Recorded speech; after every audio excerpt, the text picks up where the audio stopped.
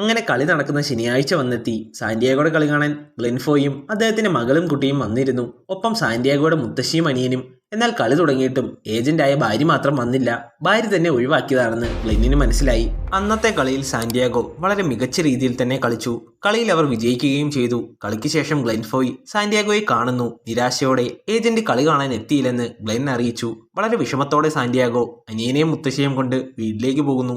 വേദനയോടെ സാന്റിയാഗോ പോകുന്നത് ഗ്ലെൻഫോയ് നോക്കി നിൽക്കുന്നു. തിരികെ തന്റെ വീട്ടിലേക്ക് മടങ്ങിയെത്തിയ ഗ്ലെൻഫോയ് ഇംഗ്ലണ്ടിലെ തന്നെ ഏറ്റവും പ്രശസ്തമായ ന്യൂകാസിൽ ക്ലബിന്റെ മാനേജർ ഡോറൻഹാമിനെ ഫോൺ വിളിക്കുന്നു. ആ സമയം ഇംഗ്ലണ്ടിൽ പകൽ 3:30 മണിയാണെന്നുള്ള കാര്യം വരെ ഗ്ലെൻഫോയ് മറന്നുപോയിരുന്നു. അല്പനേരം സംസാരിച്ച് സാന്റിയാഗോയ്ക്ക് ഒരു ട്രയലിനുള്ള അവസരം ഗ്ലെൻഫോയ് നേടിയെടുത്തു. തൊട്ടടുത്ത ദിവസം ഇംഗ്ലണ്ടിലേക്ക് മടങ്ങിപ്പോകുന്നതിന് മുമ്പ് ഗ്ലെൻഫോയ് സാന്റിയാഗോയെ കണ്ടു. ആ സമയം സാന്റിയാഗോടൊപ്പം അവന്റെ കുടുംബം മുഴുവനും ഉണ്ടായിരുന്നു.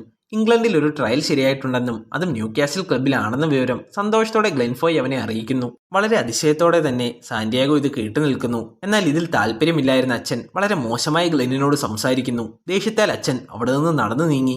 മുത്തശ്ശി ഗ്ലെൻഫോയോട് സോറി പറയുന്നു. നിങ്ങൾ ഇവനു വേണ്ടി ചെയ്തത് വലിയൊരു കാര്യമാണെന്ന് മുത്തശ്ശി അഭിപ്രായപ്പെട്ടു. ഗ്ലെൻഫോയ് തന്റെ വിസിറ്റിംഗ് കാർഡ് എടുത്ത് സാന്റിയാഗോയെ ഏൽപ്പിക്കുന്നു. ഇംഗ്ലണ്ടിലേക്ക് വന്ന് ആ ട്രയൽ എന്തായാലും അറ്റൻഡ് ചെയ്യണമെന്ന് അവനെ ഓർമ്മിപ്പിക്കുകയും ചെയ്തു. അന്നു മുതൽ സാന്റിയാഗോ വളരെ കഠിനമായി തന്നെ ജോലി ചെയ്യാൻ തുടങ്ങി. കിട്ടുന്ന പണമെല്ലാം ഷൂസിനുള്ളിൽ രഹസ്യമായി സൂക്ഷിച്ചു പോന്നു. അവന്റെ ലക്ഷ്യം ഇംഗ്ലണ്ടായിരുന്നു. ന്യൂകാസിലെ ട്രയലിൽ പങ്കെടുക്കുക, അവന്റെ ജീവിതം ഫുട്ബോളിനായി മാറ്റിവെക്കുക. നാളുകൾ കടന്നുപോയി. ട്രയൽ അറ്റൻഡ് ചെയ്യാനുള്ള സമയമെടുക്കുന്നു. അങ്ങനെ ഒരു ദിവസം ജോലി കഴിഞ്ഞു വന്ന സാന്റിയാഗോ വീടിന് മുമ്പിൽ നിർത്തിയിട്ടിരിക്കുന്ന പുതിയ ട്രക്ക് കാണുന്നു. അവൻ എന്തോ പന്തികേട് തോന്നി. മുറിയിലേക്ക് ഓടിയെത്തി തന്റെ ഷൂ എടുത്ത് പരിശോധിച്ചു നോക്കി. എന്നാൽ അതിൽ പണമുണ്ടായിരുന്നില്ല. അവൻ ഏറെ ദേഷ്യവും സങ്കടവും തോന്നി. അവൻ അച്ഛനുമായി കയർത്തു. ട്രക്ക് വാങ്ങാനായി പണം താൻ എടുത്തെന്നും ബിസിനസ് തുടങ്ങിയാൽ ലാഭത്തിന്റെ പാതി തരാമെന്നും അച്ഛൻ പറഞ്ഞു. എന്നാൽ ഫുട്ബോൾ സ്വപ്നം കണ്ട സാന്റിയാഗോയ്ക്ക് അച്ഛനോട് ദേഷ്യപ്പെട്ട് സംസാരിക്കേണ്ടി വന്നു. ദേഷ്യത്താൽ വാതിൽ വലിച്ചടച്ച് മുറിയിൽ കയറി സാന്റിയാഗോ നിസ്സഹായനായി ഇരിക്കുന്നു. വളരെയധികം ദേഷ്യത്തിൽ സംസാരിച്ചതുകൊണ്ട് തന്നെ അവന് ശ്വാസതടസ്സം അനുഭവപ്പെട്ടു. അവൻ മേശയിൽ നിന്നും ഇൻഹേലർ എടുത്ത് ശ്വസിച്ചു. അതവന് ചെറിയൊരു ആശ്വാസം നൽകിയെങ്കിലും അവന്റെ മനസ്സിലെ മുറിവ് ഉണങ്ങാതെ കിടന്നു.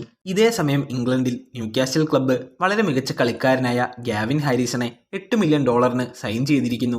പത്രസമ്മേളനത്തിൽ ന്യൂകാസിലിന് വേണ്ടി 10ാം നമ്പർ ജേഴ്സിയിൽ ഗാവിൻ ഹാരിസ് കളിക്കുമെന്ന് മാനേജർ മാധ്യമങ്ങളോട് പങ്കുവെക്കുന്നു.